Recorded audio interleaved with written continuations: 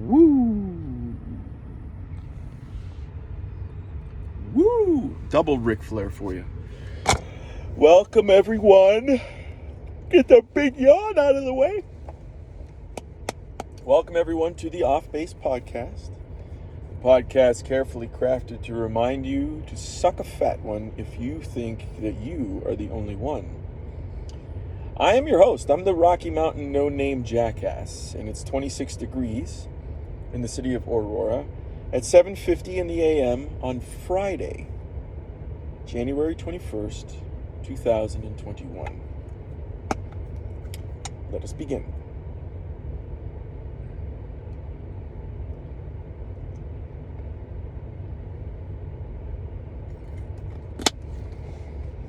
The jaw is in.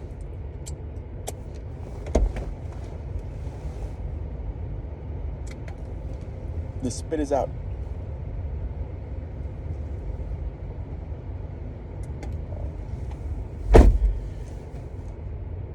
There we go. Folks, normally when I go through and do this lovely podcast, for approximately 20 to 25 minutes every morning, for the most part, I'll ramble about what I have going on during the day, or food that I either made the night before or will be making coming up, the workout routines that me and stepson are going through right now, something about how beautiful my wife is. Today is one of those days when it gets a little heavier. Not that anything bad has happened, but it's something that I think a lot of adults go through. So, hey, I say at the beginning of the podcast all the time, you can suck a fat one if you think you're the only one. I don't think that I'm the only one that has gone through something like this.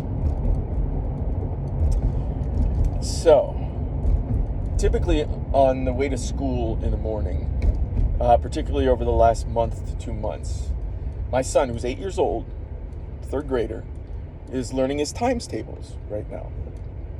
And I review them with him almost every night before we go to bed. We have flashcards up in his room.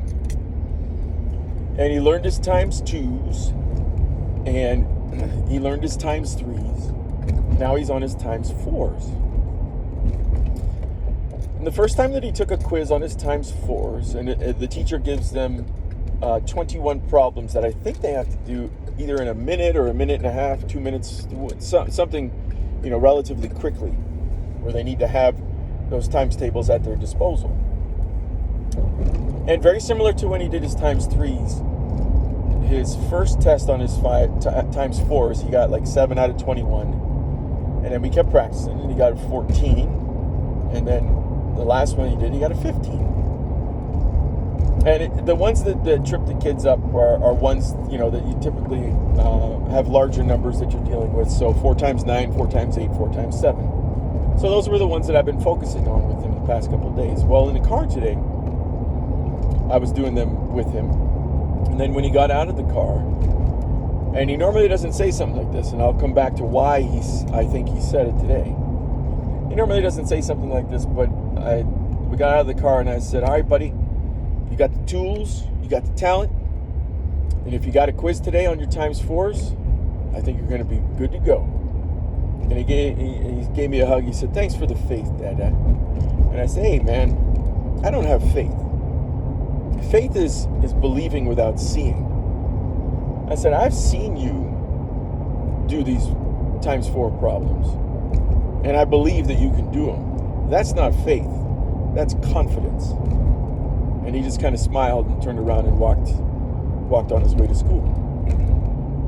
Now, the reason why I think he said it this morning about having faith in him is because for the first time that I can even remember, he had a nightmare last night. He's only 8 years old.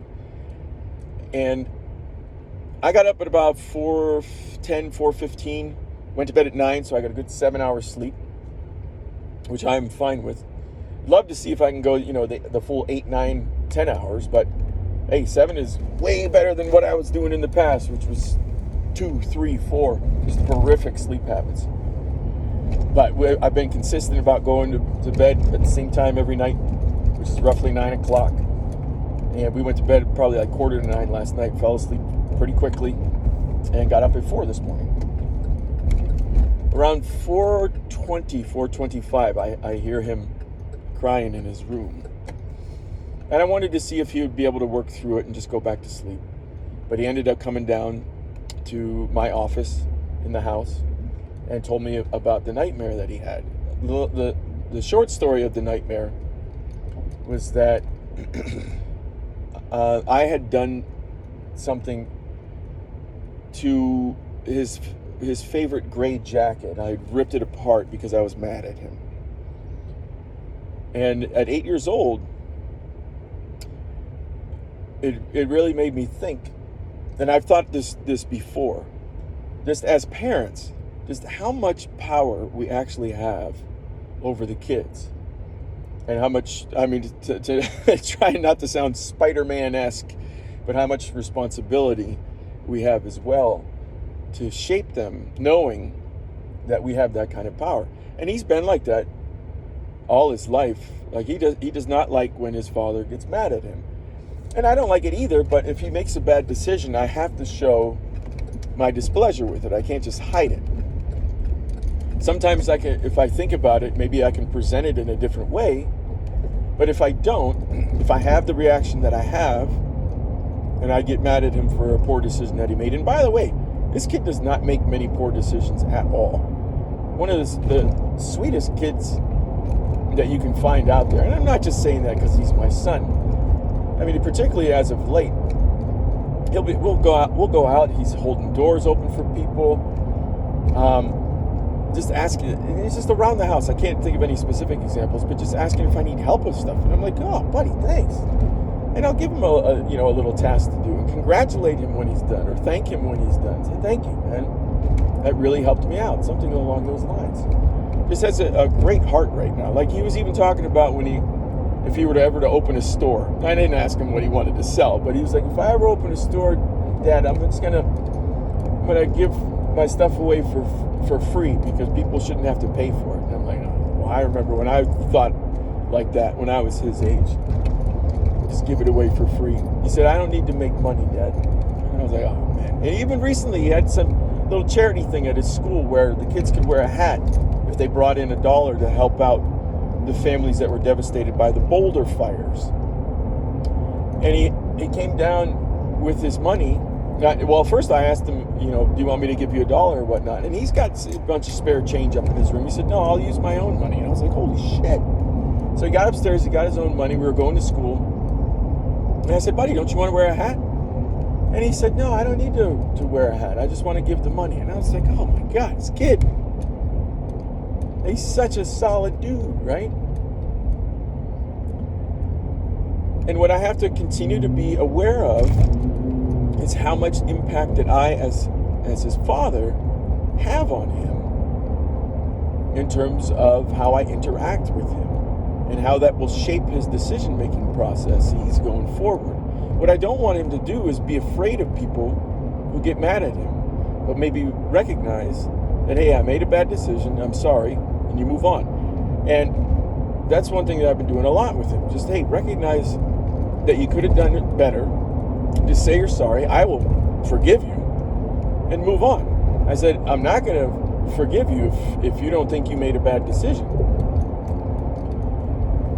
So anyway, rather than getting into specific examples of how to deal with situations like that, suffice it to say that we as parents have so much more power than we even realize in these kids' lives, and it's a job that I welcome. I'll say it like that, because it makes us better people as well when we make the best decisions on how to shape them. So I'll take a little bit of an aside here on this story. I was in athletics all through high school. 3-sport athlete all the way through, except my senior year. And I've talked about this on a prior podcast, but that was the first time that I was involved in a theatrical production. Our school put on Carousel, and I was just a chorus member, but I really liked how we went through and we did that process of putting a show together. And then when you get to the end and you come out for the curtain call and the audience gives you a standing ovation, well, it's like winning a championship. It's that same type of feeling. So the second show that I ever did was a show called The Sum of Us. Sum, S-U-M, The Sum of Us. Like adding things together. Sorry for dumbing it down, but The Sum of Us. It was the second show that I ever did, and the character that I played was gay, which was very funny because then all of a sudden, like, there were rumors going around the kids that I graduated high school with. They were like, "Is Mark gay now?" And we had to go through that whole thing, be like, "No, I'm not gay. I'm just playing a role." So the fact of the matter being that the point of the story, the point of the play, is that the father in the story, the guy who played my father, his character comes to the realization that we, as parents, we're going to make mistakes. We're going to screw up. And what we try to pass on to our children is the best that we can offer, but it's not only the best that we can offer, but also what our parents gave us, and their parents gave them, and their parents gave them, indicating that whatever we pass on to our children is the sum of us. It's the collective wisdom, may not even be the right term, but for now I'll use it. The collective wisdom of everything that has come before us is what we're passing on to the kids. And the reason why I take that little aside, and I'll bring it back to my son towards the end here, probably when we get back on base, is because in my own personal experience, my parents had 4 children. I'm the youngest of 4 children. One of my older brothers, who's the third in line, was gifted with a pretty phenomenal athletic body. His hands are like catcher's mitts when you shake him. When he was 13 years old, I think, he was dunking a basketball. His legs are enormous. He ended up walking on and playing football for Penn State, but ended up getting a shoulder/neck injury that didn't allow him to go any further. Now, my father was born in 1941 and went through high school in the mid to late 50s. It was at that time where the wide receiver position was just in its infancy. And I think I remember my father saying something about how the position at the time was called a split end. They went from tight end to a split end. They didn't even call it a wide receiver at that point in time. Well, my father grew up and probably speaks to this guy every week or maybe every 2 weeks, maybe 2 times every 3 weeks. They still talk to this day. Grew up playing football since they were like 3-4 years old with Fred Biletnikoff, who's Super Bowl MVP and in the Hall of Fame with the Oakland Raiders. And when it came time back in the late 1950s now, so you got to keep that in mind, for college scouts to actually start knocking on my father's door, my grandfather kicked him out of the house, saying, "My son's not going to do this." And again, this is all hearsay. So I think this is what happened. But my grandfather kicked him out of the house, something to the effect of, "My son's not going to school. He's going to go to work. He's going to get a job. Blah blah blah." And at that time, I mean, to think about, hey, if my father would have said to my grandfather, "Hey, Dad, I really like playing football," or I can't remember if they also came knocking on my dad's door for basketball or for baseball as well. But if he would have said to him, "Hey, Dad, I really like playing football. I want to go to college," I'm just wondering what that conversation would have been like with them. Because the mindset at the time was you go to work. My grandfather was born in what was he? He was like 96 when he died. I think he was born 1908, maybe. maybe a couple years later, but he lived through the Depression. And that's the mindset that you had through there, you know? So you go to work, you earn your living, you come home, you provide for your family. And that was what he was passing on to my father, the sum of us, right? Well, come to find out, you know, a couple years later, because Fred Biletnikoff is a couple years younger than my dad. Come to find out a couple years later, well, here's Freddie. He got a scholarship to go play at Florida State. And now we're starting to hear more about him. And then he goes and plays for the Raiders. Now you're seeing him on TV. Can you imagine what that's going, you know, psychologically, what that may be doing to my father? As he's continuing to go through life now. He's got a wife. He's got a couple young kids. I don't think I was even in the picture at that point in time. And he's seeing one of his friends that he grew up with who's not playing professional football. It's like, Jesus Christ. What kind of, you know, there's a dream squashed right there, right? So when my older brother was born, and he had all these fantastic athletic gifts, starting around the age of 12, 13. I mean, we played in a baseball league. My brother, he's one of those kids where some of the stories on him are so unbelievable. You know, it's like Bo Jackson. I'm not saying my brother's Bo Jackson. But some of the stories on what he would be able to do on sports fields were incredible. I played in a baseball league. It was 10, 11, and 12 years old. So my brother was 12, I was 10. And he just towered over these other kids. He's like 6 feet tall. He's got a mustache. He's throwing a fastball like 75 miles an hour at 12 years old. And when he would hit home runs, I mean, these things were enormous. Like our field on the opposite side of the street, you know, was just a residential community, and my brother would hit home runs where he'd hit it, you know, not only over the fence but across the street and into somebody's front yard. My father was so proud of him. He used to walk him off, like, to find out the actual distance on it. Like at 12 years old, he was hitting balls like 350, 360, 400 feet. The tails are there. I've got a couple other ones, but I want to keep this, you know, confined because I am going to be back on base soon. Suffice it to say, and I've never heard my father say this, but just by watching his actions, that kind of felt like his dreams of becoming a professional athlete went into my brother, or at least he tried to push my brother as far as he could to get to the next level athletically. And my brother did. He got to the college level. He played offensive line for Penn State, but he didn't make it any further beyond that. Now the problem with that is that, I mean, there's a bunch of goods and bads about it. One of the problems for me was, and I didn't realize this until I recently went home last year for both my parents' 80th birthdays, is what kind of impact that had on me as the younger brother.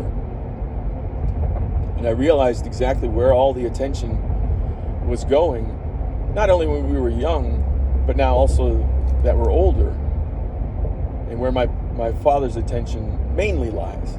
And I don't want you guys to misunderstand this at all. My father's probably one of the greatest dudes that I will ever know, ever. He worked over 50 years for the same company, provided for 4 children who all went to college. I went to graduate school. None of us ended up in jail. We all have great families, and I mean, they did a hell of a job. That's the bottom line. They did a hell of a job. So the impact, though, that my father's behavior towards my older brother had on me was that I began to chase that attention. I began to chase that affection. And that's where I started to become more involved in sports. It's because of the way that my father treated my brother. I figure, okay, if I'm good at sports, he'll treat me like that. I'll never forget it. When I was 12 years old, and I was playing baseball in that same league that I was talking about, 10, 11, and 12-year-olds. I had a great 10-year-old year. And I had an even better 11-year-old year. So when it came time now, I'm the 12-year-old. I'm the oldest one on the team. I'm supposed to be the team leader. Dude, that was one of the worst athletic years I've ever had in my life. I basically struck out like 80% of the time that I came up to the plate. Just had this horrific hitting slump. Horrific. When I finally broke out of it, I hit 2 home runs in one game. And like it was maybe 1 week or 2 weeks after that, I was picked to be on the all-star team for our league, and we went and played the all-star team on the other side of town, and I hit 2 home runs in that game. We get back to our regular season to finish off our season, and that's all I did was strike out for the rest of the season. And towards the end there, I just got in the dugout. I think I must have struck out 2 or 3 times right after that all-star game, and was just crying my eyes out. 12 years old in the dugout, and my father came over and he comforted me. There wasn't much he could do. I mean, he could help out, he could encourage, which he always did. He was my coach for all kinds of different sports. In high school, he came to all of my football games, all of my basketball games when he could, freshman year, sophomore year, junior, senior year. All of my baseball games. When I started doing theater, he came to all of those. So it's not like he didn't support me, right? It's just that subconsciously, wasn't aware of this at the time. I think I was just still chasing that same type of affection that he gave my brother. And when I had that horrible, horrible year when I was 12 years old, I mean, when I'm not performing athletically, I'm thinking, oh, Jesus, man. And again, this is subconscious. I'm figuring this out now in my mid-40s. Well, Jesus, when I'm not performing athletically, he's not going to love me. He's not going to give me attention. But he did. He did anyway. And I didn't realize it until now. Not like right now, but recently. And it came up again with my son this morning. And I guess the moral of the story, I don't know if there's a moral, but I guess the point of the story is that, is there any reason for me to go back and say to my father, hey, I wish you would give me the same attention that you gave my brother? No. There's no point in having that conversation with my father. The point now is recognizing that that's how I behaved then. And now that I'm in my upper 40s, is that I should not be behaving like that now. In my personal choices, I should do things because I want to do them. In my family choices, I should be doing them because it's going to make my kids the best that they can possibly be. And hang on, I'm going to get scanned here. Morning. Oh. Sir. Have a good day, sir. Oh, thank you. Yes, sir. Have a good day.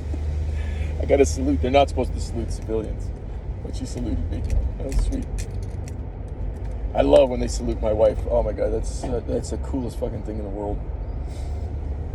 So anyway, to round it out, what happened this morning with my son in his nightmare, and him thanking me for having faith in him, is just another wonderful reminder that our children truly are the sum of us. And that I have to continue to shape him as best I can, while at the same time making him confident in himself and making him do things because it's what inside of him, it's what his insides are telling him that he wants to do. I don't know. Hope that was a good story. I hope it helped anybody out there.